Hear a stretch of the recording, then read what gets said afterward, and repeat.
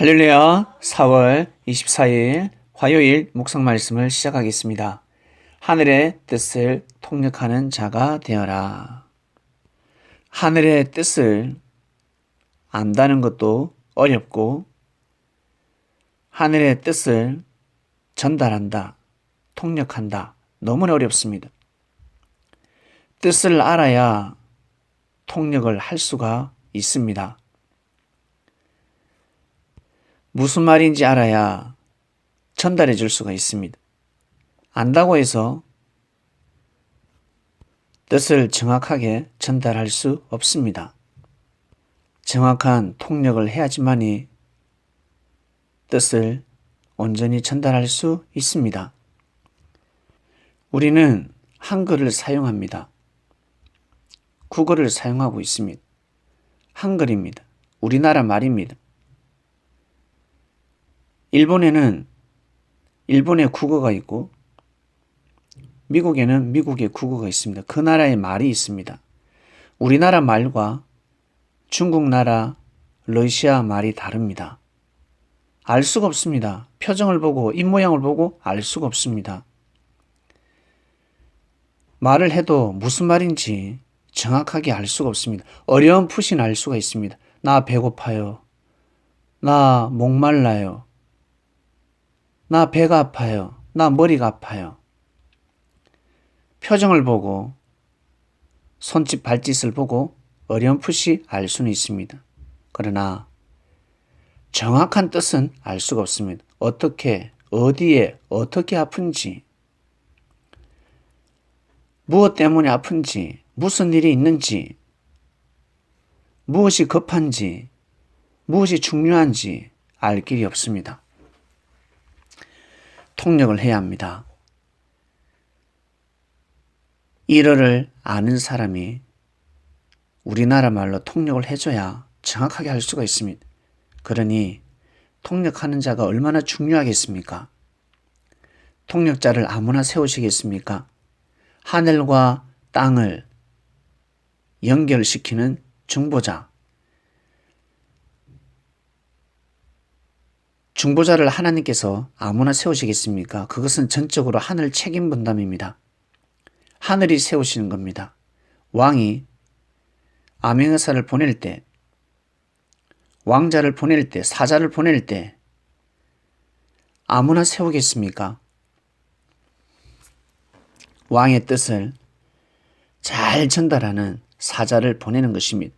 하나님께서 구약 역사 가운데 사자를 보낼 때, 기름 부음을 받은 자, 중보자를 세울 때, 선지자를 세울 때 그냥 세우는 것이 아닙니다. 하늘이 보시기에 합당해야 온전히 하지만이 선지자를 세울 수가 있는 것입니다. 그래야 그나마 조금이라도 하늘의 뜻을 이 땅에 전달하며 통역하며 선포할 수 있는 것입니다. 하늘의 뜻을 알게 되었다. 하늘의 뜻을 전달받았다. 이것을 믿는 사람들은 정말 축복입니다. 천운을 받게 되는 사람들입니다. 천운을 가지고 삶을 살아가는 사람들입니다. 하늘의 뜻을 통역한다. 다른 말로 하나님 아버지의 말씀, 진리, 즉 마음입니다. 하늘의 마음을 전달한다. 정확하게 일러준다. 가르쳐준다. 이것을 듣고 알고 믿는 사람들은 얼마나 축복이겠습니까? 통역을 해야지만이 이해하기 쉽고 알아듣고 믿음을 가지게 되는 것입니다. 통역을 잘못하면 믿는데 너무너무 어렵습니다. 너무너무 괴롭습니다. 억지로 믿고 가야 합니다. 이를 맹신이라고 합니다. 앞이 보이지 않는데 믿고 섬기면서 살아가는 것입니다. 가다가 넘어지고 또 가다가 넘어지고 하나님의 섭리, 역사를 잘못 이해하면 삶 가운데 하나님께서 역사하신다는 것을 전혀 눈치챌 수 없습니다. 요즘은 어떤 시대입니까? 수많은 종교가 비진리를 선포하고 삶의 질서를 어그러뜨리다 보니까 성경 말씀은 비유로 되어져 있다라고 하는 곳은 무조건 이단이다라고 하는 시대입니다. 너무나 안타깝죠. 너무나 속상하고 나아가서 무지한 자들이 판을 치고 있습니다. 비진리를 진리로 둔갑시켜서 선포하는 사람도 문제요. 선포하는 종교단체도 문제고, 그를 심판하고 그를 저주하는 사람도 문제요. 하늘의 뜻을 모르고 저주하고 있습니다. 심판하고 있습니다.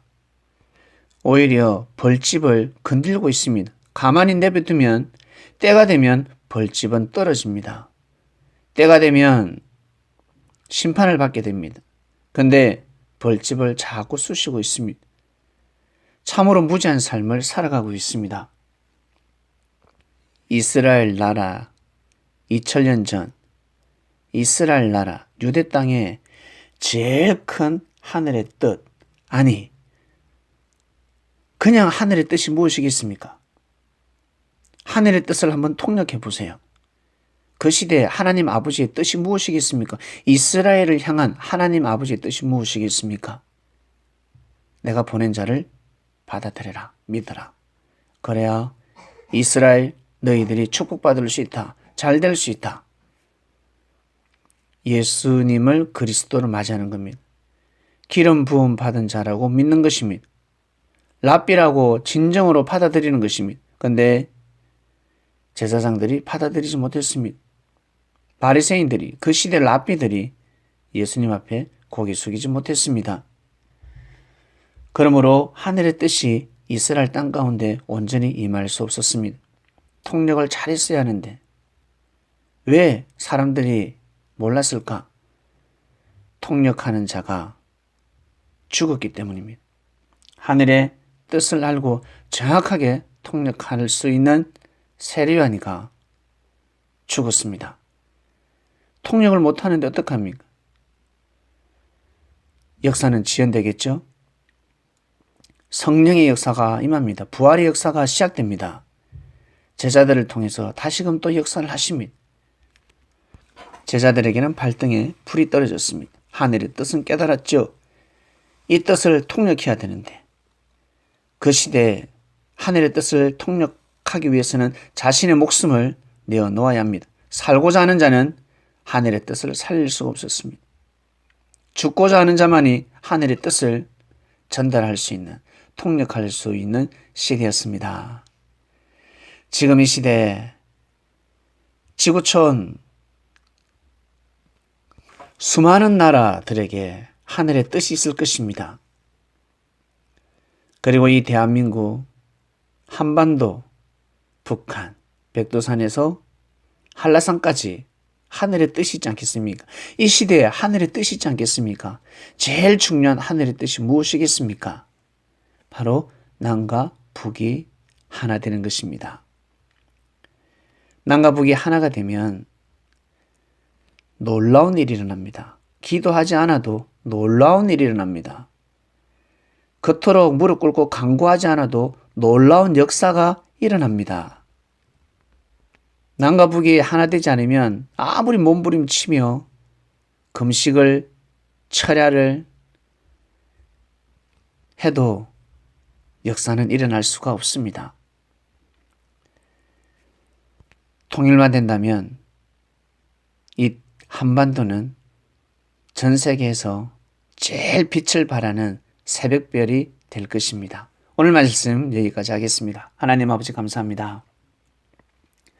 하늘의 뜻을 통역하는 자가 되어라 했습니다. 네, 하늘의 뜻을 통역하고 있습니다. 이 시대에 이 대한민국을 향한 하늘의 뜻이 무엇인지 사단들은 이 뜻을 다 막고자 했습니다. 사람들을 통해서 막아왔습니다. 그러나 어찌 하늘의 뜻을 막을 수가 있겠습니까? 계절도 막을 수가 없는데, 바람도 막을 수가 없는데 자신이 피할 뿐이지 절대 이 땅을 향한 하늘의 뜻은 막을 수가 없습니다. 자신이 부정할 뿐이지 하늘의 역사는 진행되고 있습니다. 우리는 그 하늘의 뜻에 맞춰서 삶을 살아가는 한 주간이 되었습니다. 인생이 되었습니다. 하나님 아버지, 이번 주 너무나 중요하지 않습니까? 많은 비를 내려주셔서 백두산부터 한라산까지 산천초목이 새롭게 푸르하게 소생되는 그러한 역사가 일어나는 길 간절히 바랐고 원합나이다. 사람을 통해서 이루고자 하시는 하늘의 뜻이 꼭 이루어지는 주가 되게 하여 주시옵소서. 하늘의 뜻, 하늘의 말씀을 받았고 이 땅에 일어나는 하늘의 뜻, 예수님께서 영으로 재림하셨으니 반드시 이 한반도는 하나가 되는 역사가 일어날 줄로 믿습니다. 감사함을 드리며 사랑하는 우리의 주님이신 예수님의 이름으로 기도드립니다. 아멘.